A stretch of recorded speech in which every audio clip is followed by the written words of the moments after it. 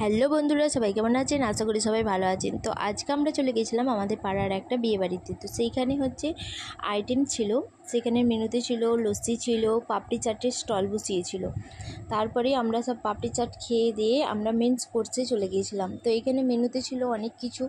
এখানে মেনুতে ছিল নান, ছোলা পনির, তারপরে ভাত, ঝুরি ভাজা, মাছের মাথা দিয়ে ডাল, তারপরে হচ্ছে তোমার মাছের হচ্ছে যে তোমার স্যালাড ছিল, তারপর ছিল মাছের ভাপা, তারপরে ফ্রায়েড রাইস ছিল, মাটন ছিল, চিকেন ছিল, চাটনি, মিষ্টি, পাঁপড়, সন্দেশ, আইসক্রিম।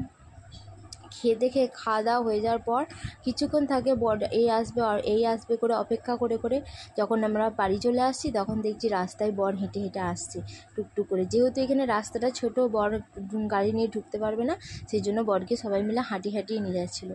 তো এখানে আমি, আমার জায়ের ছেলে, আমার মেয়ে সবাই মিলে আসছিলাম, আর এখানে সব বরযাত্রী যাচ্ছিলো। আমরা খেয়ে বাড়ি চলে যাচ্ছিলাম আর ওরা আসছিলো। তো আজকের মতো ব্লগটা এখানে টাটা।